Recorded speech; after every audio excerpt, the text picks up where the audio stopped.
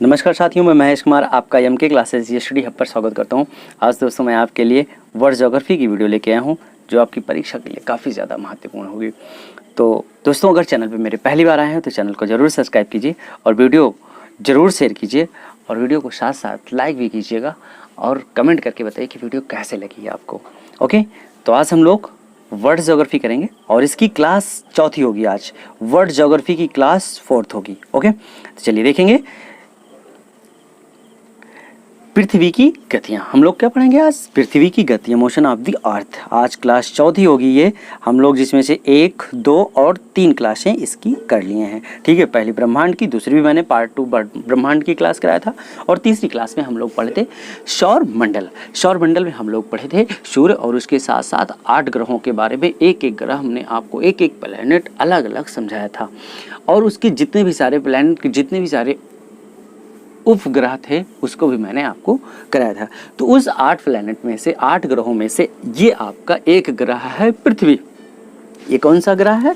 पृथ्वी। तो हम लोग पृथ्वी के बारे में आज समझेंगे और आपको पता होगा कि पृथ्वी जो हमारे सौरमंडल का है वो कौन सा ग्रह है? तीसरा ग्रह है। पहला ग्रह बुध है, दूसरा आपका सूर्य है, शुक्र है और तीसरा आपका क्या है? पृथ्वी है। तो पृथ्वी तीसरा ग्रह है सौरमंडल का। सूर्य की अगर हम क्रम से अगर इनको सेट करें तो सबसे पहले बुध आता है, फिर शुक्र आता है, फिर पृथ्वी आता है। तो पृथ्वी आपका तीसरा ग्रह है। ओके, तो आज हम लोग पृथ्वी के बारे में जानेंगे और ज़्यादा से ज़्यादा वीडियो को आप शेयर करें और वीडियो अभी तक जो है लाइक नहीं किए तो प्लीज़ वीडियो को लाइक करें और सब्सक्राइब नहीं किए हैं तो प्लीज़ वीडियो को चैनल को ज़रूर सब्सक्राइब करें और अपने साथियों में शेयर भी करें। ओके, तो चलिए हम लोग नेक्स्ट आगे करते हैं। आगे देखेंगे आप पृथ्वी की गतियां। अब इसमें देखेंगे आप अन्य ग्रहों की भांति पृथ्वी की 2 गतियां होती हैं। जैसे और भी ग्रह हैं उनकी भी 2 गतियां हैं, अपने अक्ष पे भी घूम रहे हैं, उसके साथ साथ सूर्य का भी परिक्रमण कर रहे हैं। तो उसी तरह से पृथ्वी भी जो है 2 तरह से घूमती है। एक तो अपने अक्ष पे घूमती है और दूसरा क्या होगा कि वो सूर्य के चारों तरफ चक्कर लगाती है। पृथ्वी सौर मंडल का एक ग्रह है और सूर्य की साइड से देखा जाए तो ये कौन सा ग्रह है? तीसरा ग्रह है। कौन सा ग्रह है? तीसरा ग्रह है। पहला ग्रह पे कौन सा होगा? पहला ग्रह आपका होगा बुध, दूसरा है आपका शुक्र और तीसरा आपका क्या है? आपकी अर्थ पृथ्वी। क्लियर? चलिए देखेंगे पृथ्वी की जो 2 गतियां हैं कौन कौन सी हैं।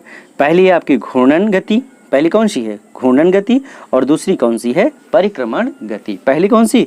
पहली घूर्णन गति और दूसरी कौन सी है? परिक्रमण वार्षिक गति, मतलब कि जो 1 साल में चक्कर लगाती है। चलिए देखेंगे पहले पॉइंट पे देखेंगे घूर्णन गति। पहला पॉइंट आपका क्या होगा? घूर्णन गति। घूर्णन गति पहला पॉइंट कौन सा होगा? घूर्णन गति। पृथ्वी सदैव अपने अक्ष पर पश्चिम से पूरब की ओर घूमती है और अपने अक्ष पर तेज सही 1/2 मतलब कि 23.5 अंश झुकी है। 23.5 अंश क्या है? झुकी है, जिससे पृथ्वी का घूर्णन या भ्रमण कहा जाता है। पश्चिम से पूरब की ओर घूम रही है और 23.5 अंश अपने अक्ष पे झुकी है। इसी को क्या कहा जाता है? पश्चिम से पूरब की ओर जो घूम रही है इसी को क्या कहा जाता है? परिभ्रमण का। पे चित्र में आप देख सकते हैं ये ऐसे घूम रही है, ठीक है, पृथ्वी। और ये आपका 23.5 अंश है। 23.5 अंश में पृथ्वी आपकी झुकी है। 23.5 अंश पे ये आपका अक्ष है, ठीक है। ये आपका साउथ पोल है, ये SP, और ये आपका नॉर्थ पोल है NP। ओके, और पृथ्वी कैसे घूम रही है? क्वेश्चन पूछा जाता है पृथ्वी की घूमने की जो गति की दिशा है वो क्या है? पश्चिम से पूरब, पूरब से पश्चिम, ऐसी क्वेश्चन पूछता है आपसे। तो आपका क्या है? पश्चिम से पूर्व, पश्चिम से पूर्व। ओके, डाउट तो नहीं ना किसी को? चलिए नेक्स्ट आगे देखते हैं। जो दिन और रात होती हैं, दिन और रात, यहाँ पे आप देख लेंगे, यहाँ पे दिन लिखा है, ठीक है। इसके कारण क्या होता है? अपने अक्ष पे जो घूमती है इसी के कारण दिन और रात होती है। इसी के कारण क्या होता है? दिन और रात होती है। यह अपने अक्ष पर 23 घंटे 56 मिनट 4.09 सेकेंड में पूरा घूम जाती है। पृथ्वी जो है अपने अक्ष पे, पृथ्वी अपने अक्ष पे, ये जो अपने अब इसका जो अक्ष है यहाँ पे पश्चिम से पूरब की ओर जो घूमना रहता है 23 घंटे 56 मिनट 4.09 सेकेंड में पृथ्वी एक चक्कर अपना पूरा कर लेती है। और इसी के कारण दिन और रात का होना होता है। कारण क्या है दिन रात का होना? पृथ्वी का अपने अक्ष पर भ्रमण करना, मतलब घूमना, परिभ्रमण करना, दिन और रात का होना होता है। ओके, चलिए अब देखेंगे आगे। परिक्रमण क्या है आपका? परिक्रमण वार्षिक गति क्या है? पृथ्वी द्वारा सूर्य के चारों ओर दीर्घ वृत्ताकार चक्कर लगाना पृथ्वी का गति कहलाता है। जब सूर्य के चारों ओर पृथ्वी चक्कर लगाएगी तब परिक्रमण होगा, और जब पृथ्वी अपने ही अक्ष पे घूमे तब क्या होगा? परिभ्रमण होगा। तब क्या होगा? परिभ्रमण होगा। जब पृथ्वी अक्ष पे घूमे, जब पृथ्वी अक्ष पे घूमेगी तो परिभ्रमण है, और जब पृथ्वी सूर्य के चारों ओर चक्कर लगाएगी तब क्या होगा? परिक्रमण होगा। क्लियर? परिक्रमण या वार्षिक गति, परिक्रमण या वार्षिक गति, और परिभ्रमण या दैनिक गति, परिभ्रमण या दैनिक गति या फिर घूर्णन। ओके, डाउट तो नहीं ना किसी को? ओके, चलिए। तो पृथ्वी द्वारा सूर्य के चारों ओर दीर्घवृत्ताकार चक्कर लगाना पृथ्वी का परिक्रमण गति कहलाती है। पृथ्वी सूर्य की परिक्रमा लगभग 365 दिन 6 घंटे में पूर्ण करती है। पृथ्वी जो है सूर्य का चक्कर कितने टाइम पे? 365 दिन में और 6 घंटे में। 365 दिन 6 घंटे में पूरा करती है, जिसे पृथ्वी की वार्षिक गति कहते हैं। जिसे क्या कहा जाता है? पृथ्वी की वार्षिक गति कहा जाता है या परिक्रमण गति कहा जाता है। 365 दिन 6 घंटे में सूर्य के चारों ओर पृथ्वी चक्कर लगा लेती है। और अगर अपने अक्ष पे कितने टाइम पे लगाती है? 23 घंटे 56 मिनट 4.09 सेकेंड में। क्लियर? चलिए आगे बढ़ते हैं। सामान्य वर्ष अगर माना जाए तो हम लोगों का जो सामान्य वर्ष माना जाता है वो 365 दिन का माना जाता है। कितने दिन का माना जाता है? 365 दिन का। तो हम लोग ये मानते हैं कि पृथ्वी जो है सामान्य तरीके से अगर देखा जाए तो पृथ्वी जो है 365 दिन में अपना एक चक्कर सूर्य का पूरा कर लेती है। परिभ्रमण जो है आपका, जो परिक्रमण है पृथ्वी, वो जो है पृथ्वी सूर्य के चारों ओर कितने दिन में पूरा कर लेती है? 365 दिन में पूरा कर लेती है। और आपके जो 6 घंटे बचे, ये 6 घंटे छोड़ दिया जाता है, और 6 घंटे की जो ये अवधि है 4 साल में 1 दिन के बराबर हो जाती है। 6 चौको 24, 4 गुणे 6 बराबर 24 घंटे। 6 घंटे अगर आप हटा देंगे भाई, 365 दिन 6 घंटे में पृथ्वी सूर्य का चक्कर लगाती, मैंने ऐसे आपको बताया। लेकिन हम कह रहे हैं सामान्य जो है 365 ही काउंट करते हैं, और जो आपके 6 घंटे बचे ये 4 साल में 24 घंटे के बराबर हो जाता है। कितने दिन में? 4 साल में 24 घंटे के बराबर हो जाता है। और ये 24 घंटे बराबर क्या होता है आपका? 24 घंटे बराबर 1 दिन, और ये 1 दिन आपका फरवरी माह में जोड़ दिया जाता है। ये 1 दिन किस में जोड़ दिया जाता है? फरवरी माह में जोड़ दिया जाता है। तो 4 साल बाद आपकी जो फरवरी होती है वो लीप फरवरी बन जाती है, जिसमें 29 दिन जोड़े जाते हैं। ओके, तो हम लोग वही चीज़ आगे समझने वाले हैं। तो क्या होता है, इस प्रकार हर चौथे साल 366 दिन हो जाते हैं। हर चौथे साल जो है वर्ष में कितने दिन हो जाते हैं? 366 दिन हो जाते हैं। तो जिसे अधिवर्ष या लीप वर्ष कहा जाता है, लीप वर्ष जिसे कहा जाता है। और इस लीप वर्ष में क्या होता है? इस लीप वर्ष में फरवरी माह में 32 दिन होते हैं। और ये जो 24 घंटे आपके बड़े 6 4 बार 6 चौका 24 घंटे और 1 दिन, ये 1 दिन किस में ऐड कर दिया जाता है?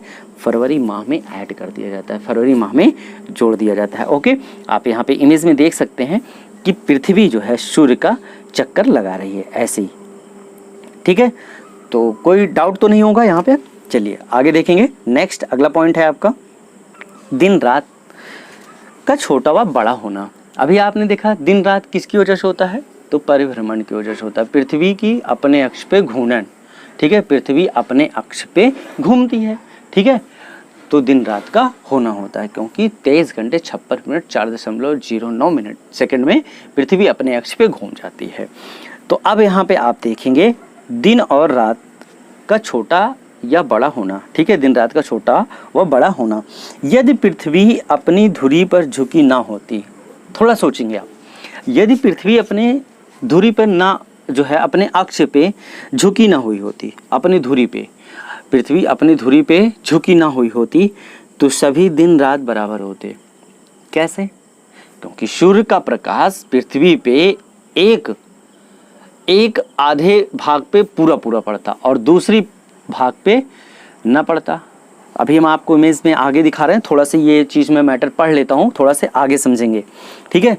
यदि पृथ्वी अपनी धुरी पर झुकी ना हुई होती तो सभी रातें बराबर होती, सभी दिन रातें बराबर होती। इसी प्रकार पृथ्वी सूर्य की परिक्रमा ना करती तो गोलार्ध में दिन सदा बढ़, मतलब एक गोलार्ध में दिन क्या होते, सदा बड़े होते और रातें छोटी रहती, जबकि दूसरे गोलार्ध में रातें बड़ी और दिन छोटे होते। परंतु विषुवत रेखा जो होती, मतलब जो मध्य में भूमध्य रेखा, विषुवत रेखा को छोड़कर विश्व के अन्य सभी भागों में विभिन्न ऋतुओं में दिन रात की लंबाई में अंतर पाया जाता। क्या पाया जाता? अंतर पाया जाता। तो विषुवत रेखा पर सदैव दिन रात बराबर होते, क्योंकि प्रकाश वृत्त हमेशा दो बराबर भागों में बांटता है, अतः विषुवत रेखा का आधा भाग प्रत्येक स्थिति प्रकाश प्राप्त करता है। ओके, तो चलिए हम आपको इमेज के माध्यम से थोड़ा समझाने की कोशिश करता हूँ। क्लियर? देखेंगे यहाँ पे अब यहाँ से ये आपका सन है, ये आपका क्या है, ये आपका सूरज है, यहाँ पे ये आपका सन है, ये ठीक है। सूर्य की किरण यहाँ से आपको निकल रही हैं, ये आपकी सूर्य की किरणें हैं। अब ये आपका प्रकाश वृत्त है, ये जो आधे पर से है, आधा जो है आपका, आधा क्या है आपका, प्रकाश वृत्त है। अब सूर्य की किरण यहाँ पे पड़ रही हैं आपकी, ये आपकी सूर्य की किरणें यहाँ पे पड़ रही हैं। तो जिस भाग पे सूर्य की किरणें पड़ रही हैं यहाँ पे क्या होगा, दिन। और आप इस साइड में देखेंगे, इस साइड में यहाँ पे सूर्य की किरण नहीं पड़ रही, क्योंकि यहाँ पे क्या है, अंधेरा है, यहाँ पे क्या है, रात है, यहाँ पे क्या है आपका, रात है। इस हिस्से पे आपका क्या है, यहाँ पे आधे से यहाँ से इस हिस्से पे क्या है, अंधेरा है, यहाँ पे सूर्य की किरण नहीं पड़ रही है, तो यहाँ पे क्या है आपकी, रात है। क्लियर? तो यही चीज कहा जा रहा है, यदि अगर पृथ्वी यदि झुकी ना हुई होती तो आधे भाग पे रात होती और आधे भाग पे दिन होता हमेशा।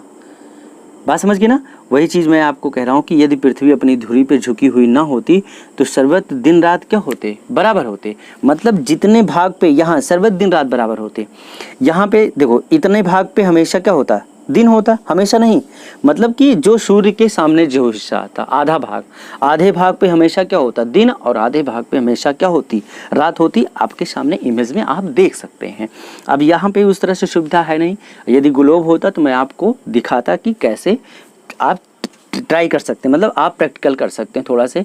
हाँ, अब यहाँ पे आप देख पा रहे होंगे कि ये जो सूर्य की किरणें यहाँ पे पड़ रही हैं, सूर्य की किरणें आधे भाग पे पड़ रही, तो जिस आधे भाग पे पड़ रही वहाँ पे दिन होगा, और जिस आधे भाग पे सूर्य की किरण नहीं पहुँच पा रही हैं वहाँ पे क्या होगा, रात होगी। और सूर्य जो है, सूर्य का तो एक ही, और यहाँ पे ये आपका NP है और ये आपका SP है, ये नॉर्थ पोल है, और ये आपका SP है और ये आपका क्या है, NP है। क्लियर? और ये आपका क्या है, ये आपका प्रकाश वृत्त है जहाँ आधा आधा है, ठीक है, ये आधे भाग पे, ये इसको प्रकाश वृत्त कहते हैं। तो पृथ्वी झुकी ना हुई होती, यदि पृथ्वी अपने अक्ष पे झुकी ना हुई होती तो आधे भाग पे हमेशा जो है बराबर दिन होते और बराबर रातें होती। क्लियर? अगला पॉइंट आपका क्या है, अपसौर। अगला पॉइंट आपका क्या है, अपसौर और उपसौर। अपसौर क्या होता है?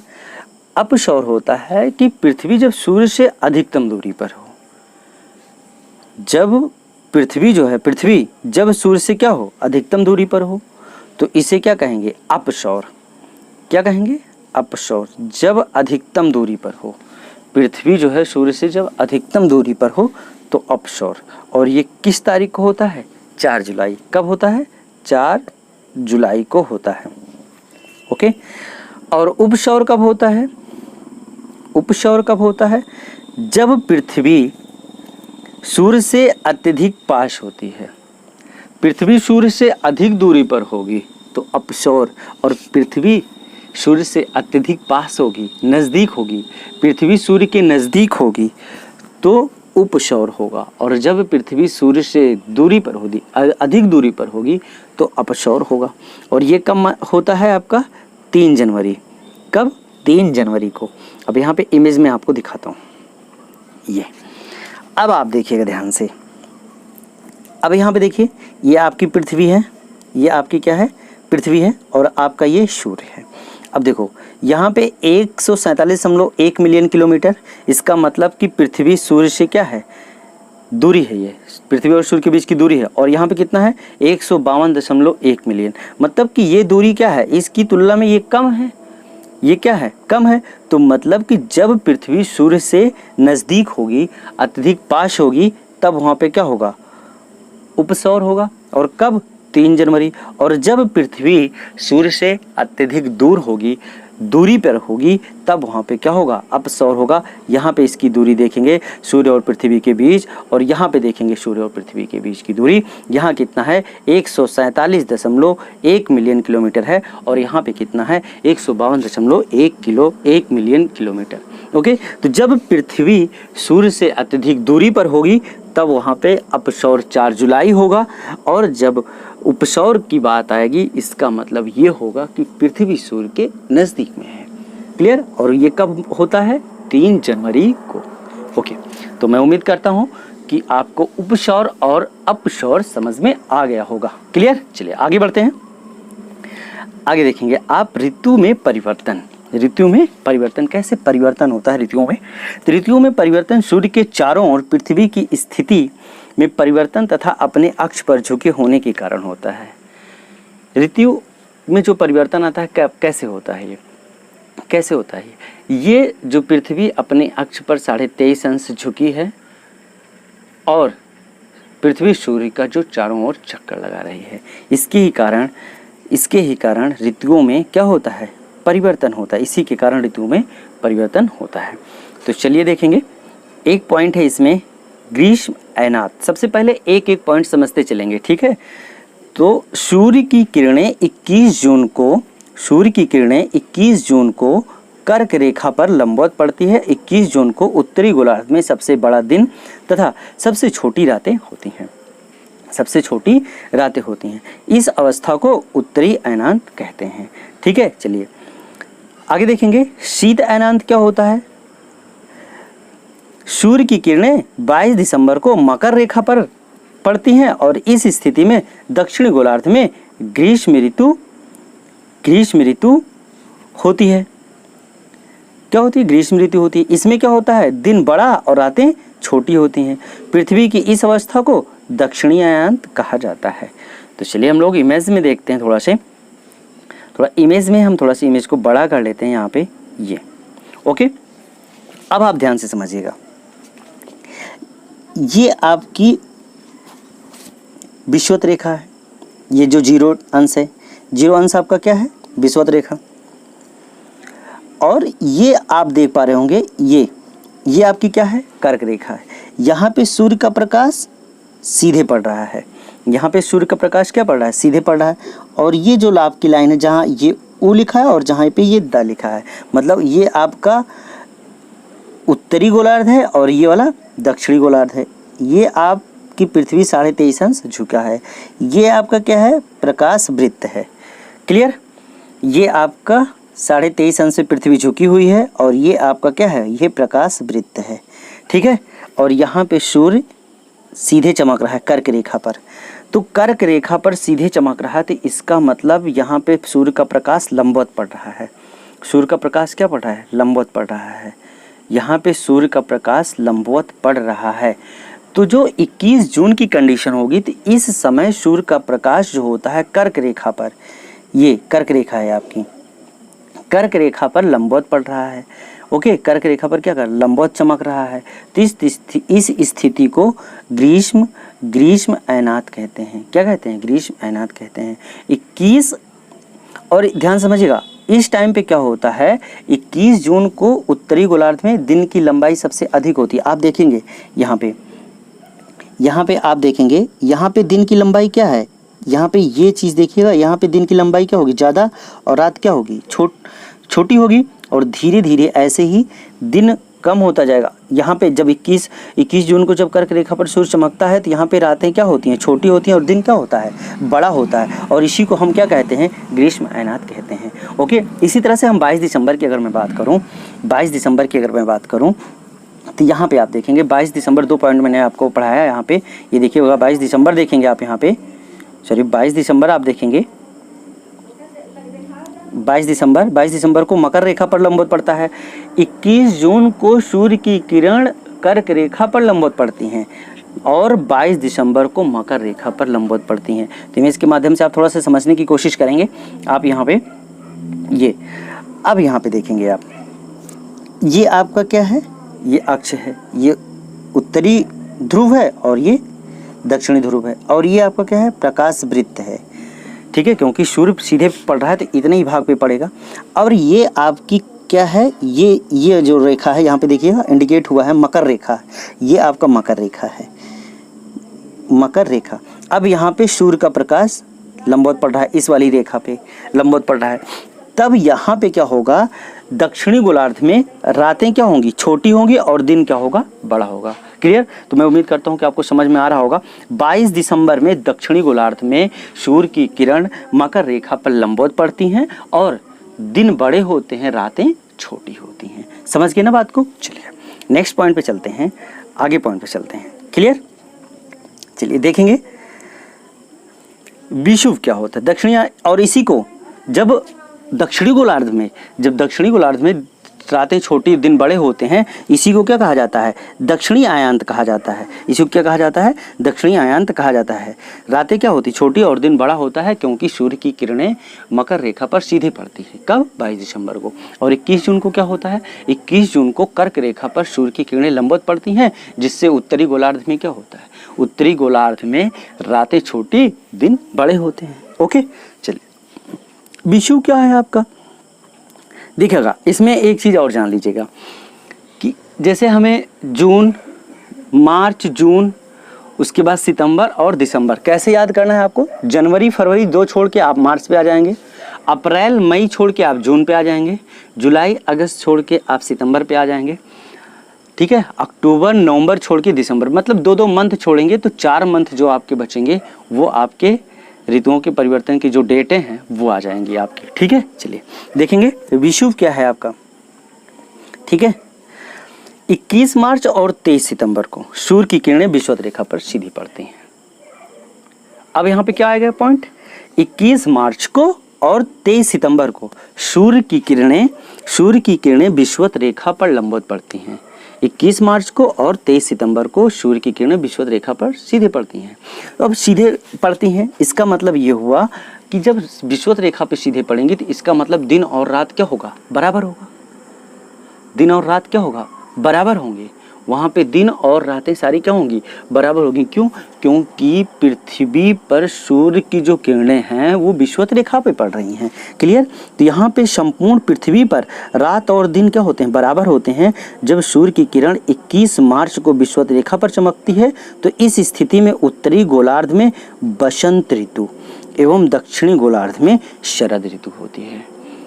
जब 21 और 21 मार्च को विषुवत रेखा पर चमकती है तो ऐसी स्थिति में उत्तरी गोलार्ध में बसंत ऋतु और दक्षिणी गोलार्ध में शरद ऋतु। और जब सूर्य की किरणें 23 सितंबर को विषुवत रेखा पर सीधी चमकती है तो उत्तरी गोलार्ध में शरद ऋतु और तथा दक्षिणी गोलार्ध में बसंत ऋतु होता है। तो इसका मैं थोड़ा सा आपको इमेज दिखा देता हूँ विषुव का, ये आप देख सकते हैं। ओके, यहाँ पे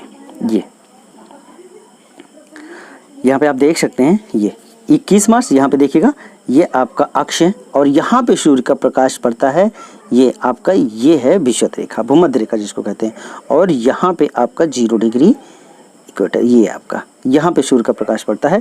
तो ये आपका जब यहाँ पे आप देखेंगे, यहाँ पे 23 सितंबर को, 23 सितंबर पे तब भी आपका भूमध्य रेखा पे सूर्य का किरण पड़ रही है, और 21 मार्च को भूमध्य रेखा या विषुवत रेखा पर सूर्य की किरणें पड़ रही है।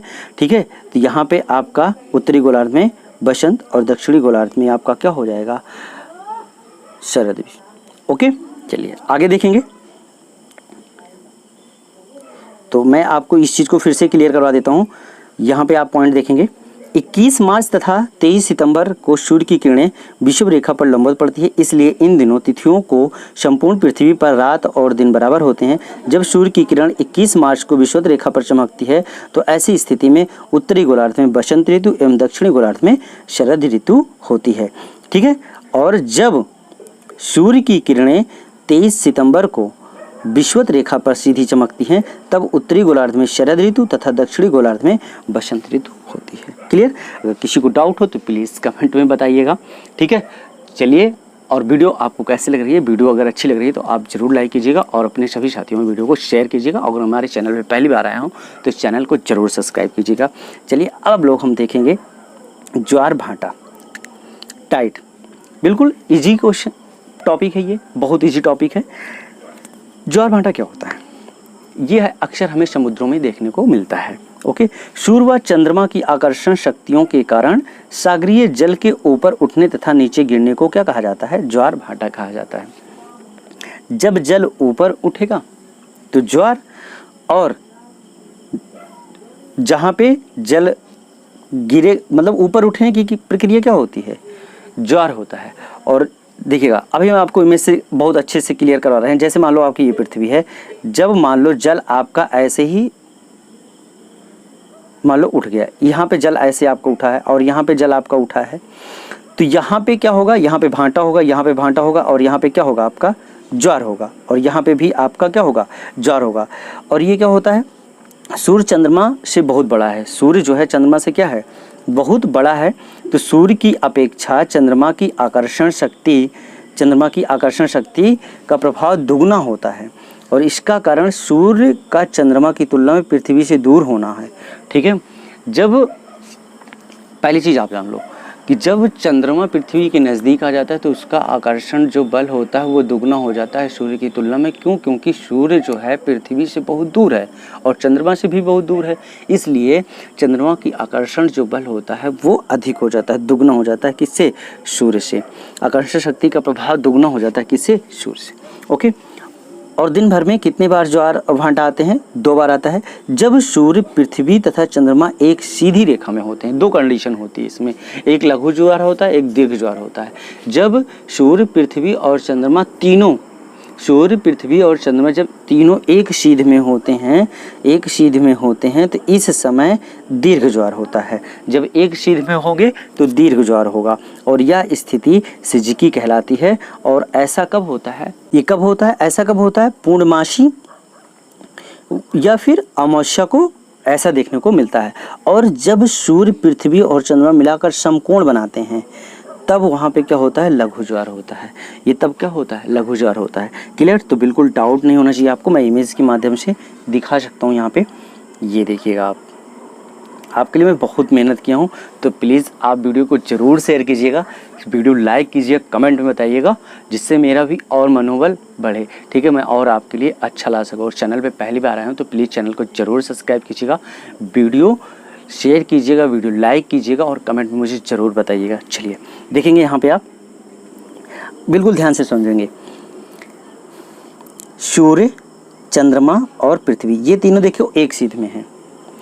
जब तीनों एक सीध में